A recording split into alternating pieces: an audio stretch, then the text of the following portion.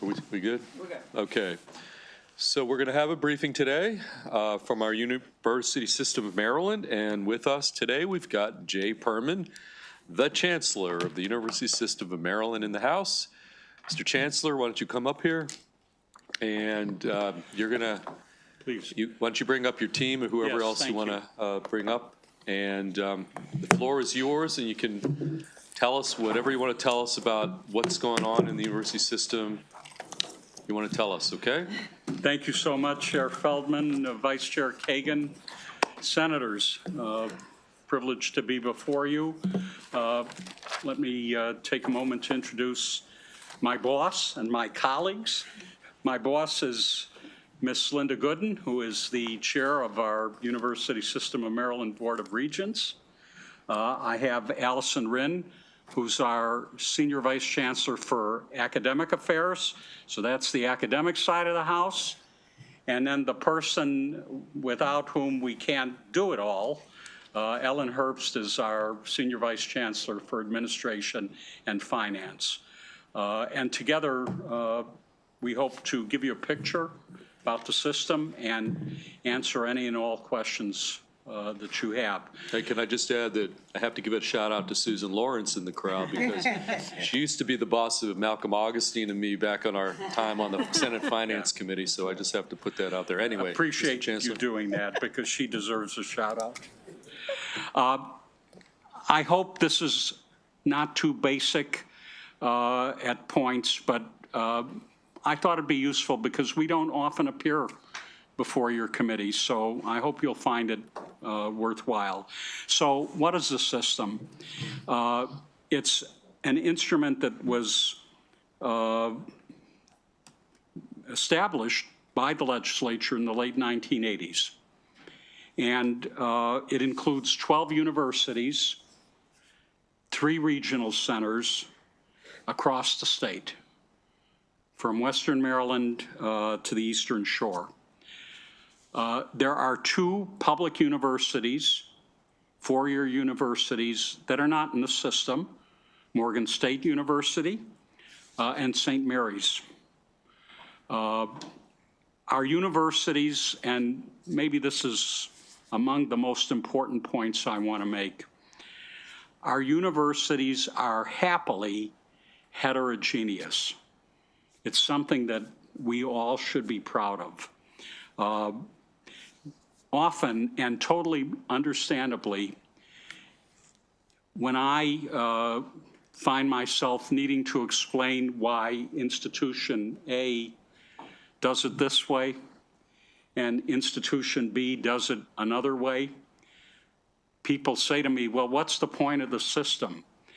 We celebrate our heterogeneity because that is what makes us able to be as many things as possible to as many of our learners and potential learners in Maryland. So breaking it down even more and being more specific, we are proud to have 3 HBCUs in the system: Bowie State, Coppin State, University of Maryland Eastern Shore. There are 3 minority serving institutions in the system: UMBC, UMGC, and the University of Baltimore. There are 2 R1 institutions. That's the Carnegie classification that designates certain institutions as highly research intensive. And that's the University of Maryland, College Park, and the University of Maryland, Baltimore County. The institution that I was previously privileged to lead, UMB, would also qualify as an R1 in terms of its research intensity, of course, particularly with our medical school.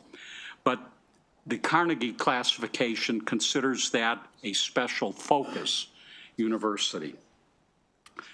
We have 5 universities that in the higher education jargon would be termed as regional comprehensives: Salisbury University, Towson University, Frostburg State University, Coppin State University, and Bowie State University. Obviously, there are overlaps here. People fit into multiple categories. We have 2 land-grant universities based on actions in the late 1800s from the federal government. The University of Maryland, our flagship, and one of our HBCUs, the University of Maryland Eastern Shore. We have 2 institutions that are highly focused on, quote, non-traditional students. The University of Baltimore and the University of Maryland Global Campus. And here I put an asterisk on the term non-traditional student. The non-traditional student is probably 75% of students in higher education, so we need to update our language. And who are those students? That's the student who may have gone to college right out of high school, like a lot of us, probably all of us in this room, or many of us, and didn't finish. Or it could be the increasingly more common pathway. Student graduates from high school, goes into the workforce, realizes at some point that she or he needs to get a credential, needs to get a degree in order to make a better living, in order to have a better family life. They want to come back. So increasingly, our students are students who are married, they may have kids, they may have a job, they often have a job. They can't show up on campus from Monday to Friday, 9 to 5, or live on campus. And we have to adapt to them. So of course, you know, we're in a very good position in that regard because we have our, I would say, well-known University of Maryland Global Campus to serve them. And in addition, the University of Baltimore, you know, as Kurt Schmoke, our president, likes to say, you come to the campus during the day, let's say before 3 o'clock, and you're going to say, where are all the students? Come to the campus in the evening, you'll see students. And of course, both of these institutions have any number of offerings online. I mentioned UMB, place that I've been so proud of over the years that I had the privilege of serving there. You know, that's our health, law, and human services university. So many of the professional schools in the system are nested there. We've got something that virtually nobody else has around the country, and that's UMSES, the University of Maryland Center for Environmental Sciences. It's a total university. It's distributed. We have pieces of that university in Southern Maryland, on the Eastern Shore, in Appalachia. Where I live in downtown Baltimore, I camp out with them. Cambridge, and they were established again by the legislature 100 years ago, principally to take care of the Bay and advise you all on taking care of the Bay. In this day and age, it's special that we have an entire institution focused on environmental science. I mentioned that we have one online university. It's a biggie, UMGC. And then let me say a few words about our RHEX, Regional Higher Education Center. First one got established, and it's the granddaddy, the grandma. First one got established in Montgomery County about 20 years ago. The universities at Shady Grove. 9 of our 12 universities offer programming there. And increasingly, we're taking an opportunity to take those 9 universities and have them do this in terms of offerings, in order to prepare for a job better, in order to prepare for a career. Our second RHEC is established at Hagerstown, so it serves Western Maryland well. It's in downtown Hagerstown. Has a focus on things such as physician assistant programs, and is important to that community. And then our most recently established RHEC is in Southern Maryland, because we don't have a four-year institution in Southern Maryland, and we need to serve that part of Maryland. It's an opportunity to prepare students to get work on the base, to be meaningful to the economy in Southern Maryland. But for me, and I'll probably say things about this along the way, for me, it's a great opportunity to achieve something that is very important, I believe, to Maryland and to higher education in Maryland, namely an opportunity to focus on children in that community who probably don't have a vision of going to college. And let me say right at the outset, I'm not one of these, dyed-in-the-wool academics who thinks that everybody must go to college. I understand that. I understand it when the governor says it. But I do believe that you want us to make sure that anybody who wants to go to college,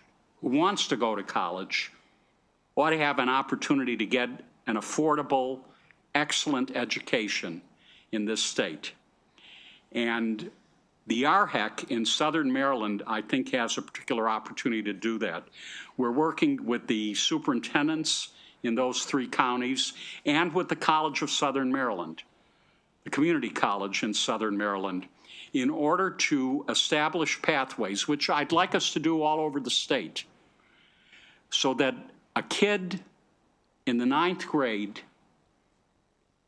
gets a piece of college if they want. This is called early college.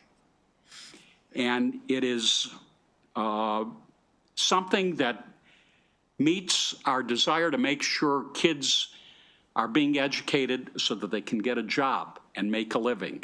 So when you're in early college, you're taking college courses in high school. Frankly, if it were up to me, senators, I'd be starting in the 6th grade. We got to figure out how to pay for that one day, like we do for all of this. But at least from my experience in Baltimore, and I think some of you know I'm a pediatrician, so I am kid-focused. I acknowledge that.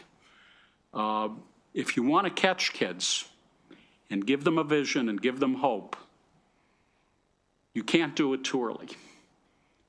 It's got to be as early. There's no such thing as too early. Practically speaking, I'd love for these things to happen in middle school, but practically speaking, we're talking 9th grade.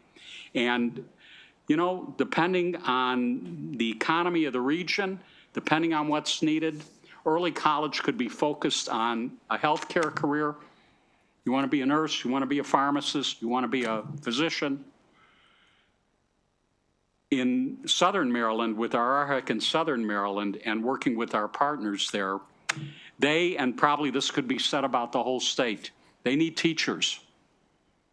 They need a pipeline that gets young people interested in teaching, prepared to go to college, and to get a certification in teaching. That's a very important goal, I think, for the system and for all of us, or everything I'm talking about is plain and simple, and I don't think this is hyperbolic, not going to happen if we don't get those teachers and those special ed teachers as well, as they always remind me.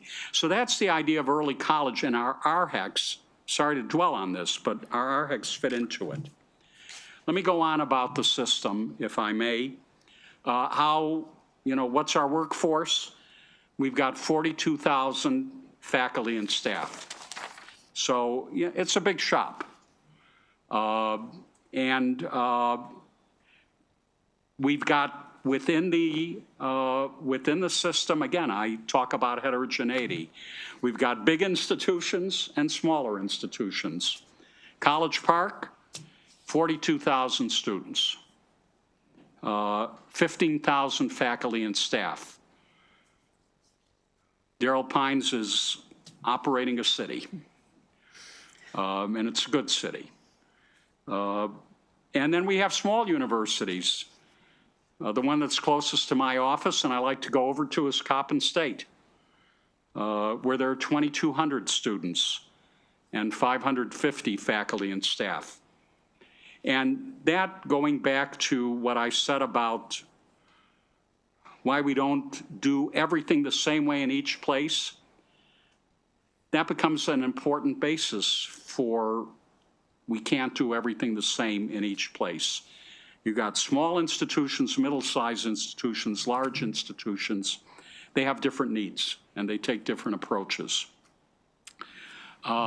I think from what I've said to you already, it's clear that we're geographically diversified in that we have urban settings, we have rural settings, we have suburban settings. So we don't just serve different students, and we're proud of that. We also serve different types of communities.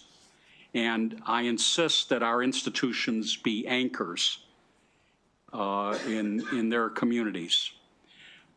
Yes, our principal mission is to serve learners, but I learned during my work in Baltimore that we can't have these incredible resources, these big buildings with brick facades, and turn our backs on the community. Communities expect something from these institutions as well, even if they're not students there. So we've got an expansive reach. We confer 8 in every 10 bachelor's degrees awarded in Maryland. 8 in every 10 system undergrads are Maryland residents.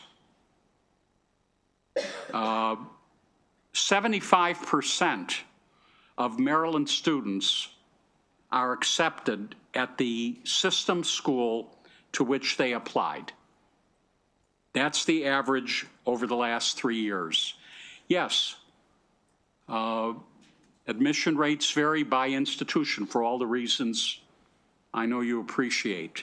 But overall, Maryland students get in somewhere across our system. We are serving the state. All in, we awarded 42,000 degrees last year. As you might expect, the majority, not the majority, but, well, it's probably the majority, 13,000 were STEM, not quite the majority, 3,700 healthcare, 2,400 degrees in teaching. Demographics.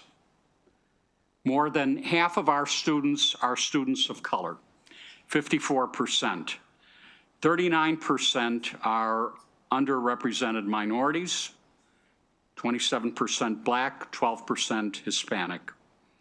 And everyone contributes to it across the board, certainly our HBCUs, as well as our minority-serving institutions, but also our predominantly white institutions.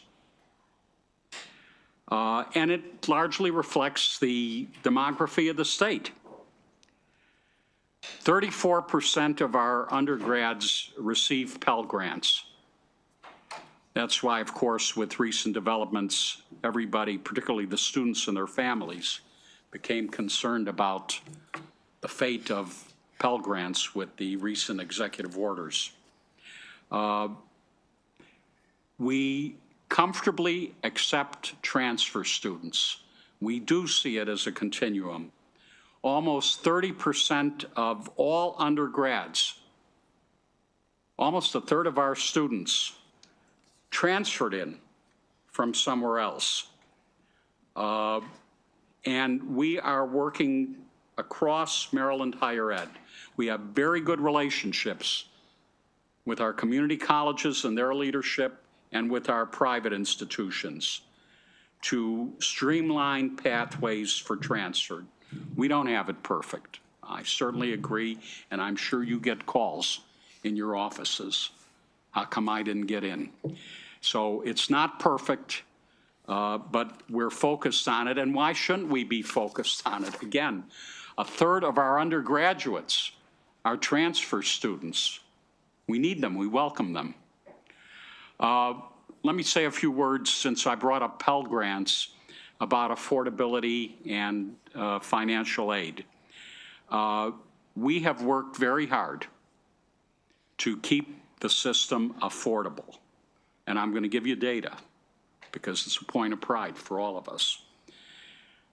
With your support and a lot of hard work in terms of being efficient, we are now in the middle of the United States PAC in terms of, we are the 27th most expensive state. That means we're in the bottom half of what it costs to get a degree in a public college in Maryland. Once upon a time, about 20 years ago, we were 4th or 5th. And we have come down steadily over the years so that public education in our institutions in Maryland is affordable. That doesn't mean it isn't a hardship for many families. I understand that. But it is affordable by comparison. How about our neighbors? Pennsylvania is 5th most expensive. Delaware is 8th most expensive. Virginia is 9th. So we've done well. But as I say, many of our students have significant financial need, including need that's not met by federal or state grants. So in terms of our resources, we awarded over $100 million in need-based university aid last year. That's in addition to federal and state aid. And it's a record amount. It's nearly double what we awarded a decade ago. Nearly 50,000 students of our 170+ thousand students got some sort of university aid last year, either need-based, merit-based. They were athletes. That's up 37% in 10 years. And most of that money goes to in-state students. Nearly 85% of those who get institutional aid from our institutions are Marylanders. And we put money that has been given to us by donors into the pot.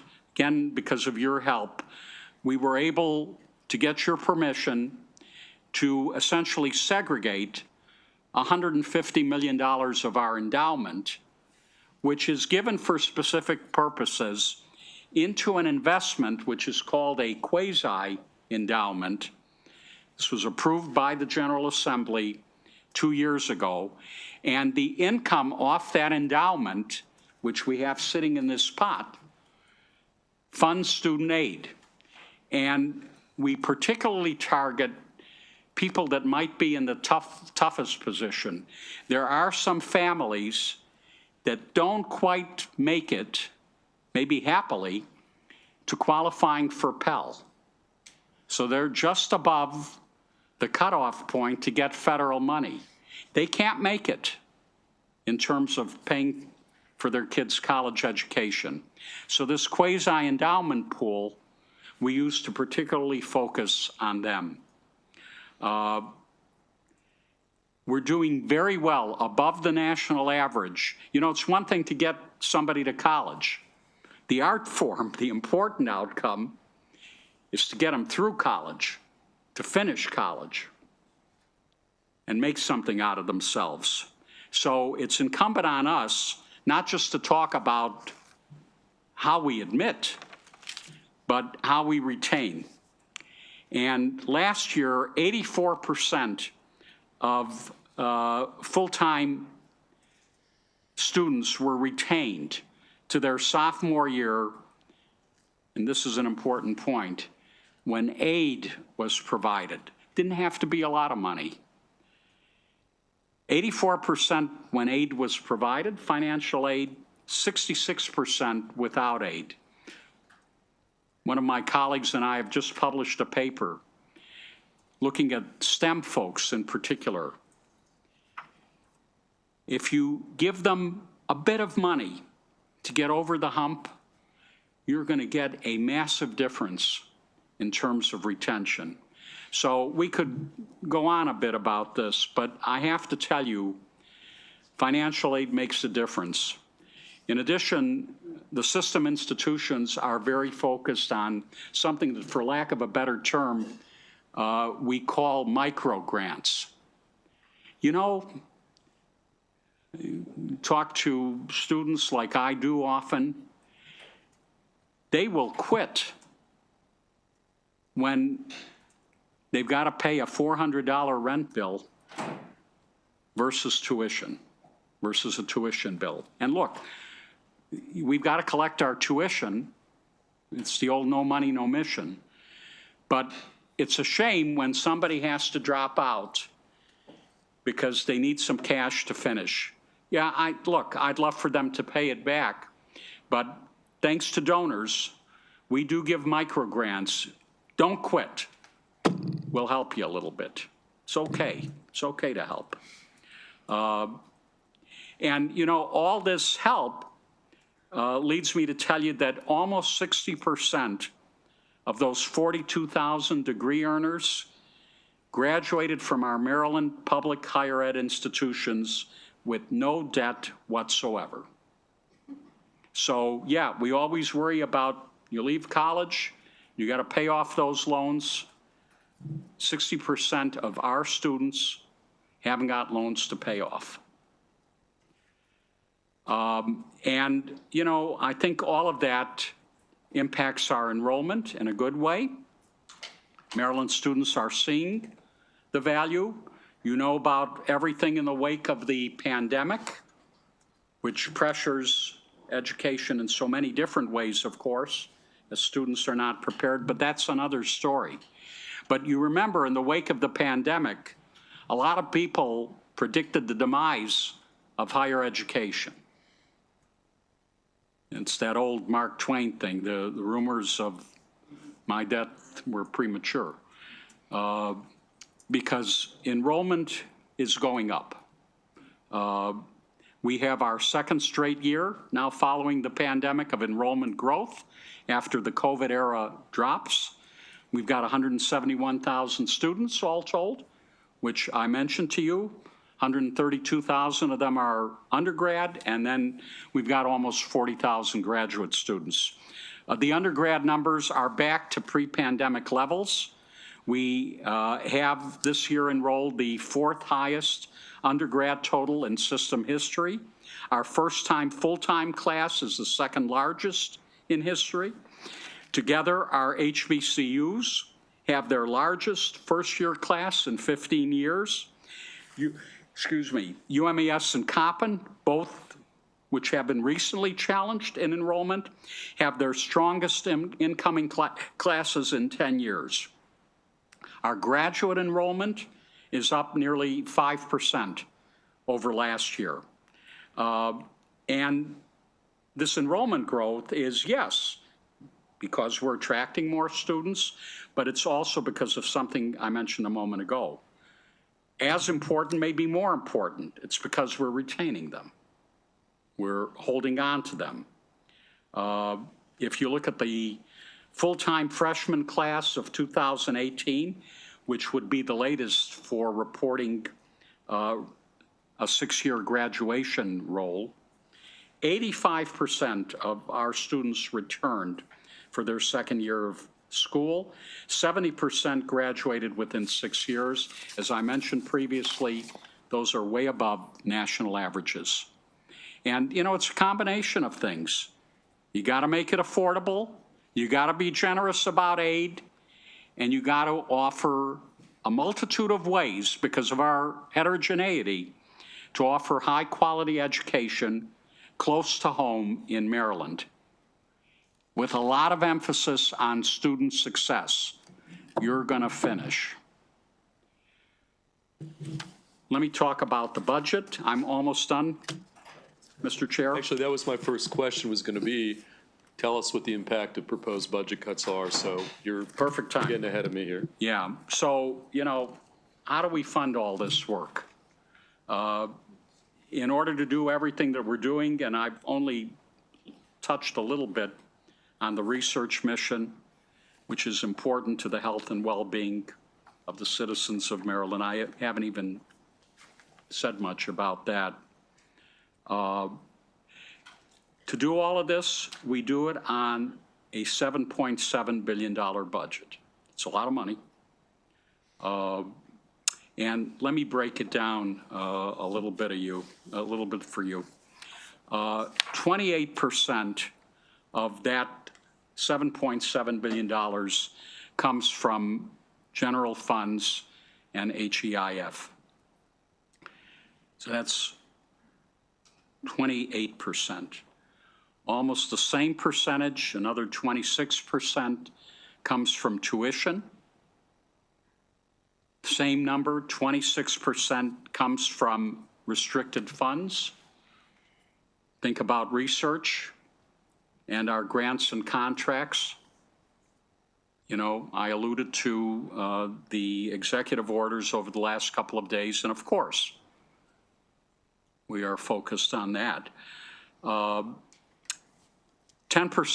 of our dollars come from auxiliary services, things we provide for the students so that they can live.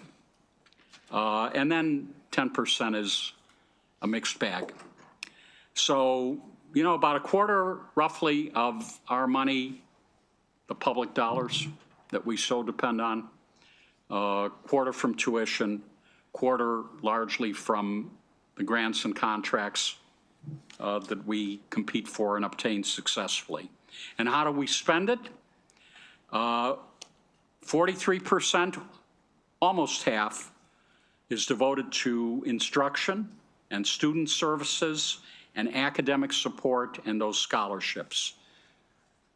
I said that about a quarter of our money comes from grants and contracts. We spend another 27% on research and public service.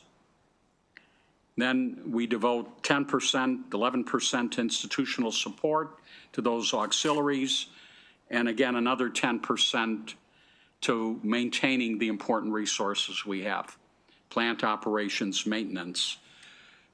You ask about budget and impact. So here's where we worry the most. Of that $7.7 billion expenditure, 60% of it is people. So the majority of it is people. It's our 42,000 personnel. And our costs have gone up, as you all know. Employee wages have climbed 20% over the last 3 years alone. And to your point, Mr. Chair, you're all well aware of what's in the offing for us, proposed 5% reduction to the system. That's $111 million. And thinking back to last year, we have sustained $180 million in state budget cuts over FY 25 and 26. And the system keeps growing, and we make progress on key strategic initiatives.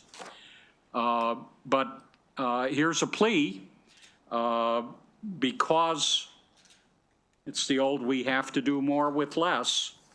To be very frank, additional policies at this time would be acutely challenging for our universities to implement on top of these reductions. So in closing, I'd simply ask that, and I am asking this of our elected leaders, all of you, that you keep that in mind as you review the hundreds of bills that affect higher education during any legislative session. Things that don't have to be done this year, I would plead with you, let's not. Okay. Thank you. Thank you, Mr. Chancellor. We're going to take questions. I'll throw one or two out. So just on this last point, I mean, we're not having bill hearings. This is not a bill hearing, but like, vaguely referring to policies, could you just be a little bit more specific? I mean, are there some particular issues out there percolating that would be coming to this committee? Yeah. And again, I don't want this to devolve into a bill hearing, but it's good for us to at least, we have you here to give a little heads up to the committee on some things that might fall into that category that you just referenced. I appreciate the question, and I'm going to also ask one or two of my colleagues to comment. One of the things that I hear often from presidents, even in good times, is that, and I'm talking very generically, often legislation is passed that requires reports. What I'm trying to convey is that to the extent that we are going to have to meet these budget cuts, there may very well be fewer people on campus to do the work. And I would hope everybody agrees that the important work is to keep our eyes on the goal of fulfilling students' dreams.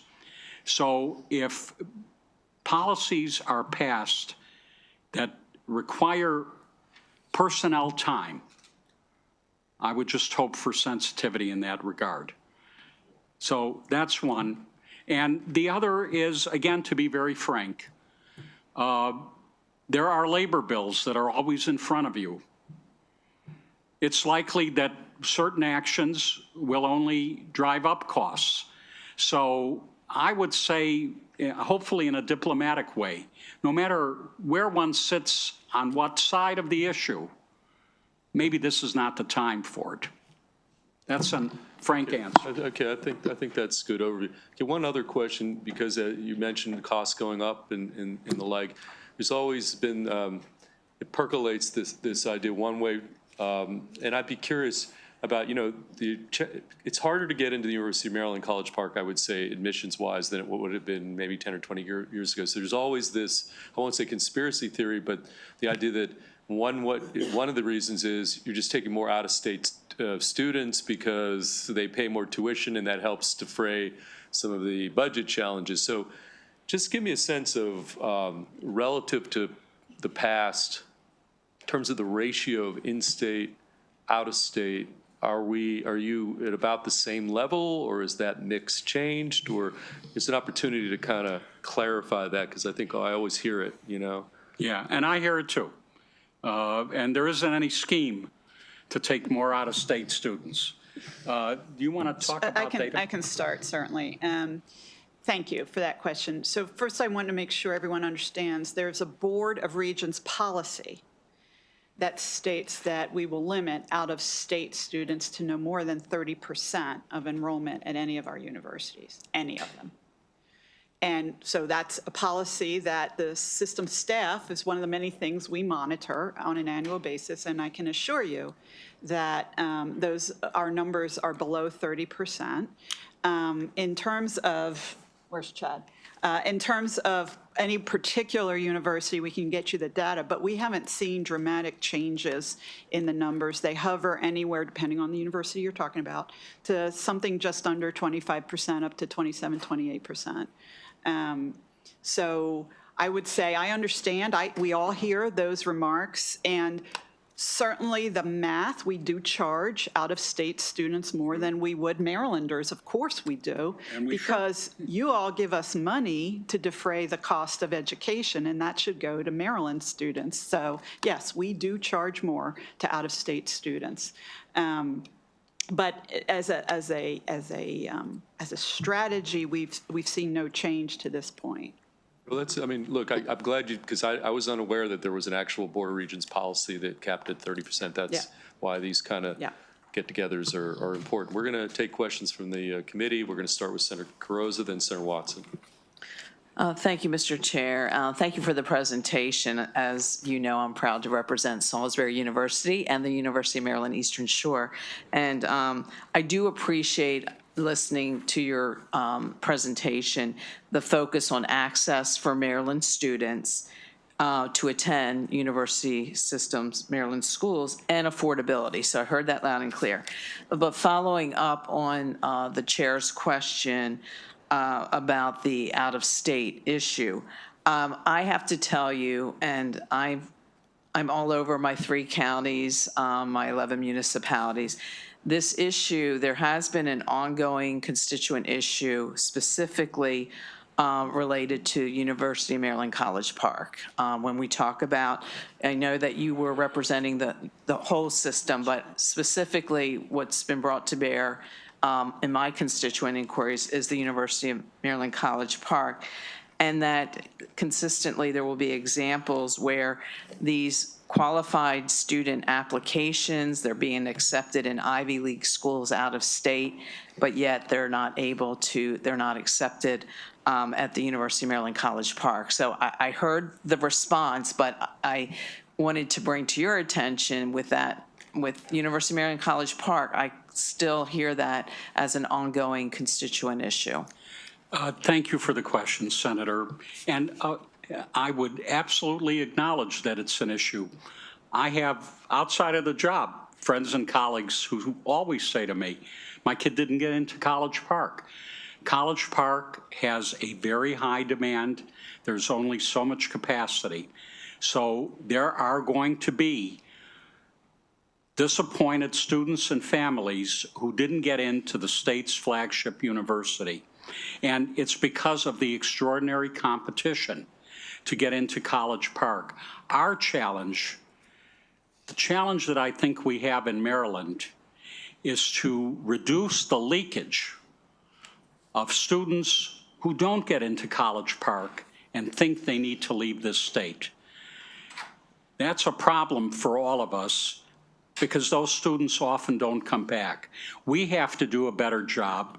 And frankly, we're launching a branding campaign. I've got to do a better job of convincing a student that for whatever reason is not admitted to College Park, that they don't need to leave the state to get an excellent education. I hang around Salisbury and UMES as well.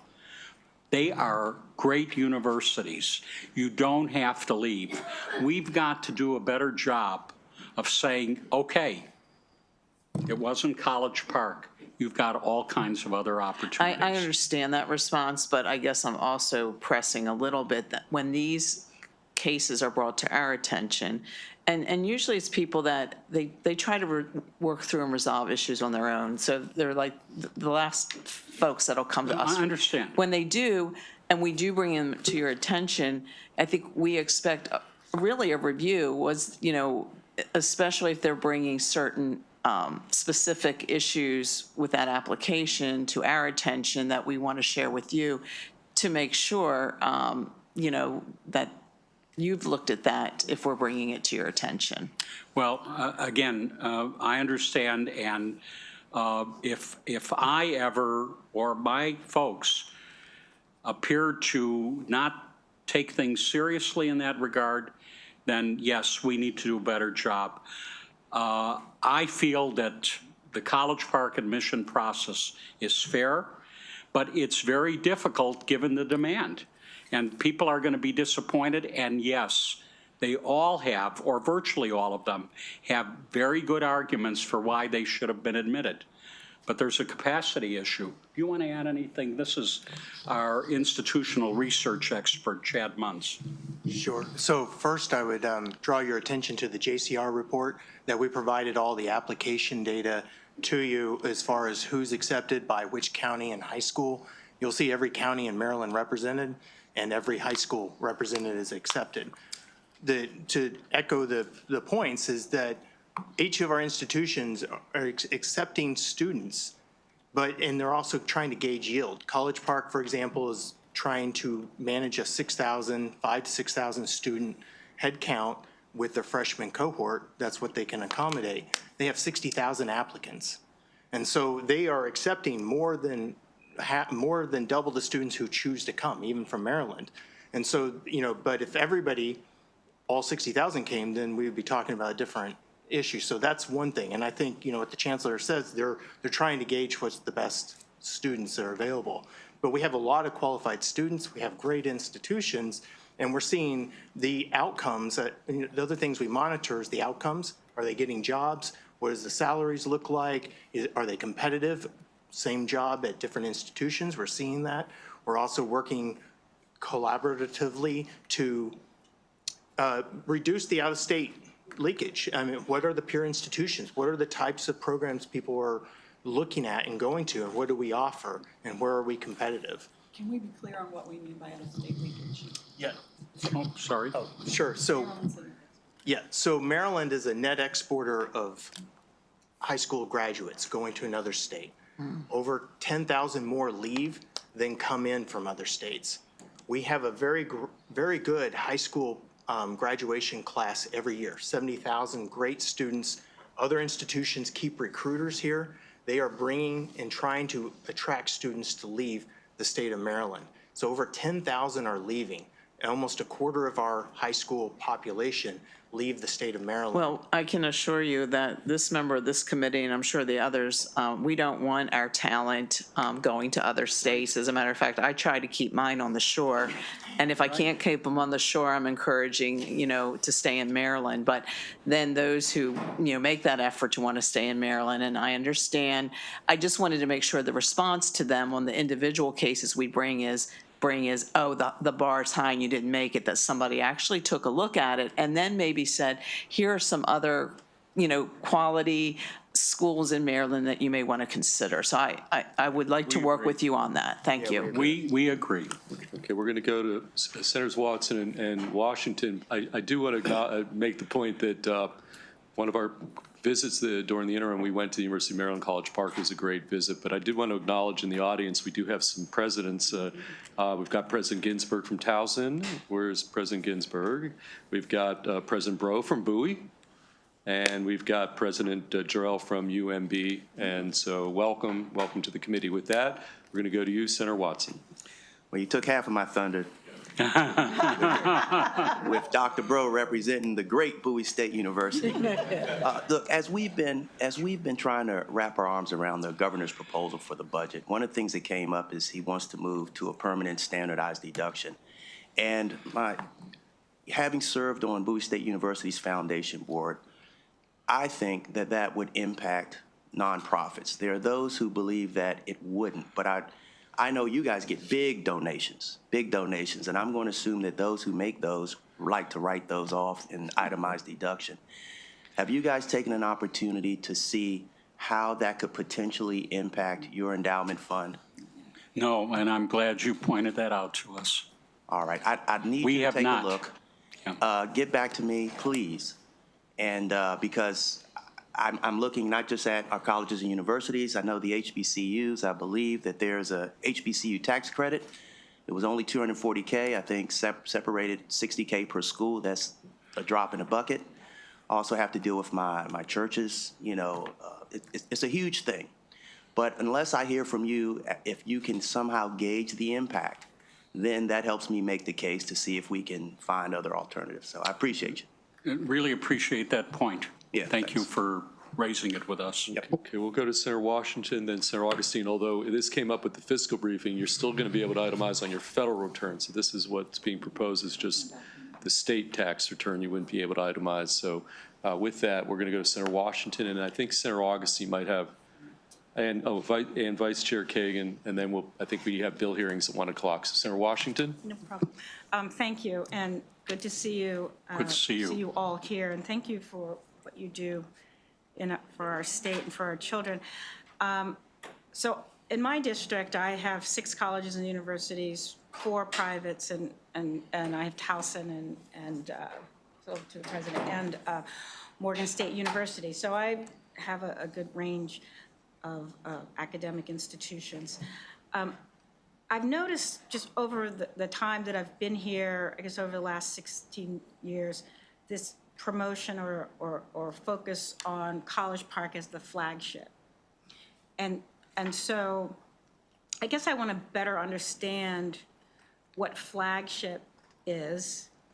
And I guess for me, why don't I ask you that, and then I'll follow up. And I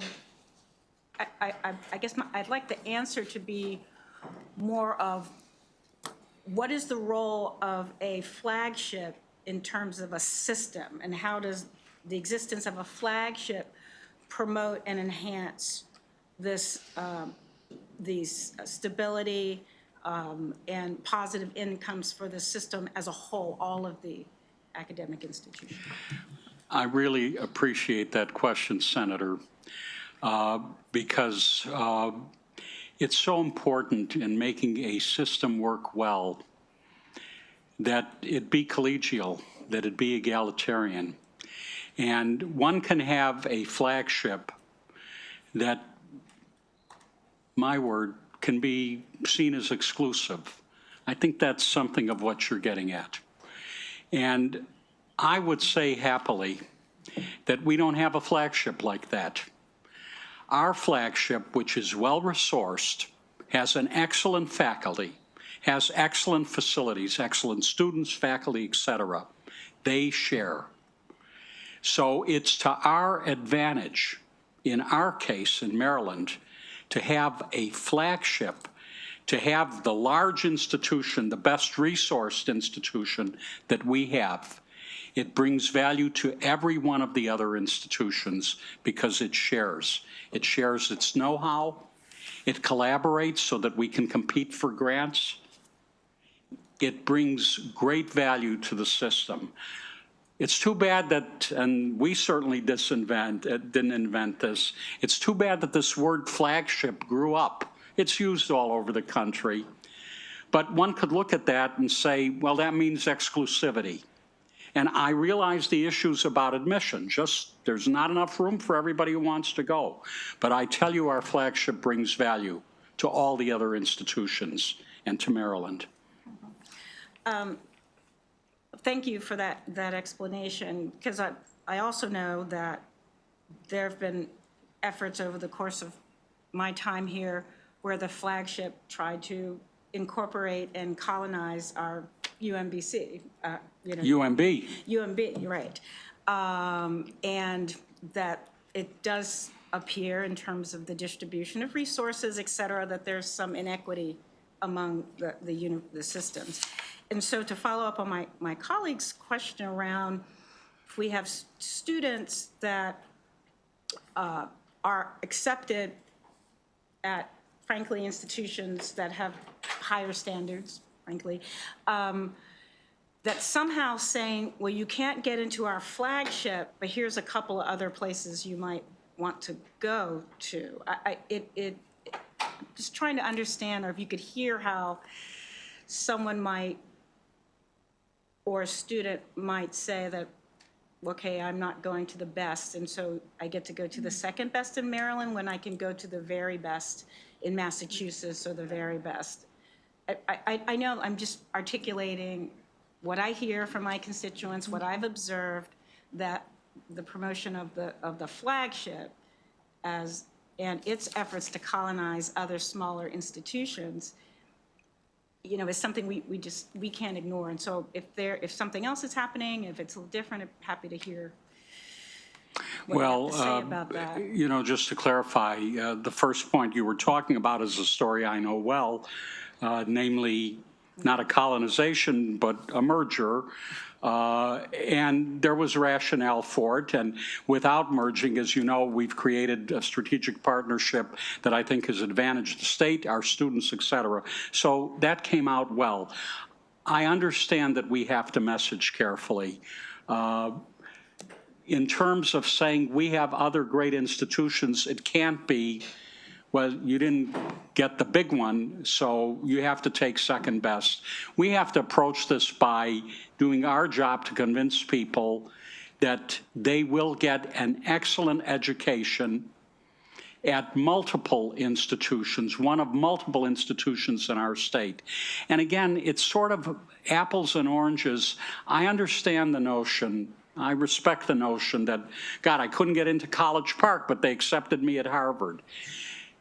Chad was talking about it. Institutions shape their classes in order to achieve certain goals, in order to achieve certain looks. So it's really not an apples to apples comparison.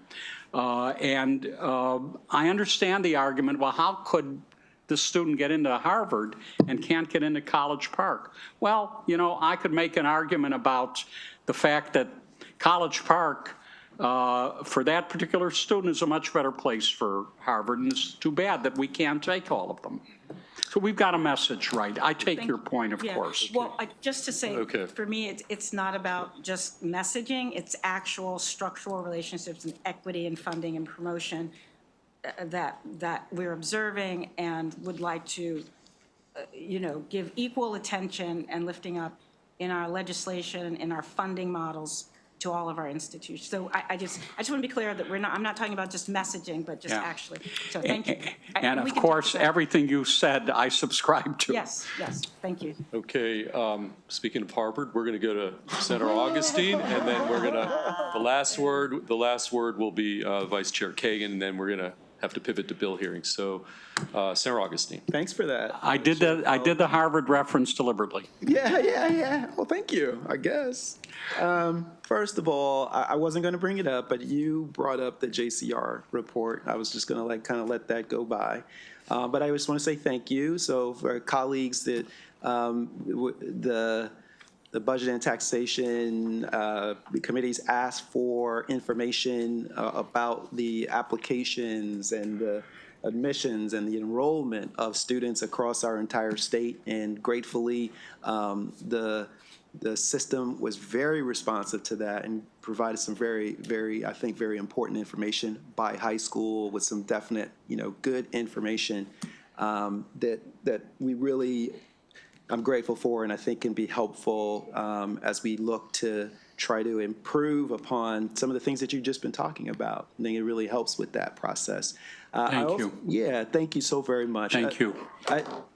And I'm definitely going to continue to work with you all on that. So for Thank sure. you. And I thank the fact that we Thank you worked for on that. stimulating that report. Yeah, we're working on that during this interim period. We'll continue to do that. I think it's even more the situation is even more sort of acute right now, just kind of given the federal environment that we find ourselves in. It just very, very challenging. And so it just really increases, I think, the need for us to think about ways to be creative and to make sure that we keep our schools and universities to be places that people can come to, and then also that it still represents and looks like Maryland. I think it's just so important that we do that. What I'm curious about, and forgive me because I kind of stepped out for a minute, and maybe you answered this, but sticking on the federal piece, you spoke about the Pell Grants, which is still, there's not been, the conversations have been that there won't be the benefits that are for individuals. That belief is that they're going to continue to allow those to flow through. But we also do have a significant amount of grants for our research and the things that we have. Have you all ascertained sort of like what our exposure is on that and what kind of mitigation policies and things that we should be also aware of and thinking about during this, our legislative session, as these things are kind of, I know it's a moving target, but I think I'm just asking if we can do that. Well, we're, as you might imagine, thank you, Senator, acutely in the process of calculating. In terms of federal grants and contracts as a system, it's about $1 billion a year. So we have a lot of exposure. And we are looking at each grant and determining where there may be, if you will, hot buttons. But it is an issue, a huge issue for us. The other piece, if I may just insert it, since you bring up federal grants and contracts, that's also a concern for us, is that there is interest in Congress to reduce or eliminate the indirect costs, the overhead dollars that the federal government gives us when they give us an NIH grant or an NSF grant. We can't do that work without the overhead dollars. There is a cost to doing research. So that could be a critical blow to us that we're also monitoring. That is some significant exposure. Those are big numbers. Okay, Vice Chair Kagan's going to have the last word, and then we're going to have to. Thank you, Chancellor Perman. Always a joy to be. Yeah, and also Budget and Tax is waiting for you guys, so Senator Kagan. Okay, 2 statements and 2 questions. So do as briefly as you can on the questions. First off, when I stepped out, it was to meet Dr. Ashby, finally, at UMBC, so that was a joy. So I apologize if I missed anything there. Second, thanks for referencing USG, Universities at Shady Grove. I'm a proud former member of the Chancellor's Board of Advisors on that, and they're just doing so well. And Dr. Kademian is just doing wonderful stuff. It's District 15, but it's shared. It's really shared. So my 2 questions. One is, and again, if I missed this, I apologize. How are you doing on faculty and staff recruitment? Yesterday, we heard from our K-12, our superintendent of schools, about the shortage in our classroom and uncertified folks and stuff. And there is unfortunately a very easy connection point to the possibility of really talented federal employees who may suddenly be available. And so I wanted to know, A, is there a shortage? And B, have you started thinking about a recruitment strategy? So that's all question 1, and then I've got a question 2. Well, I wouldn't describe us as having an overall shortage. It's very hard to recruit people for very specific situations, their expertise, what have you. But I think in terms of overall, generally, we're an attractive place to work for faculty and students. We have a good reputation. That's what people think about a lot. We have good facilities, thanks to you all. We don't have trouble recruiting, except in, when we're looking for the proverbial unicorn. Yes. Well, I know with the other presidents here and within, shouting distance, maybe that's also something for all of the campuses to be thinking about, because there's going to be a lot of talent in the street, and I think we ought to try to scoop some of them up. My other question, when I came into the House of Delegates, my speaker, the late Cass Taylor, used to talk about one Maryland. So even though I'm the senator for Gaithersburg and Rockville, my question is actually about Baltimore. So Coppin State, which you referenced a couple of times, has had challenges, and our colleague and friend, Senator Hayes, passed a bill today unanimously about the redevelopment of North Avenue. And I know that there is a challenge with housing, and so people who want to live near campus, there's not safe and reasonable, respectful housing nearby. And so again, I just wanted to ask quickly if you can talk about how Coppin State might be partnering with this North Avenue redevelopment entity.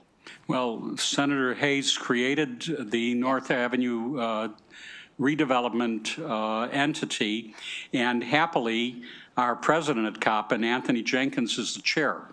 So he is laser focused on making sure that beyond housing on campus, which is a need because he's growing, beyond housing on campus, when students and families come to Coppin,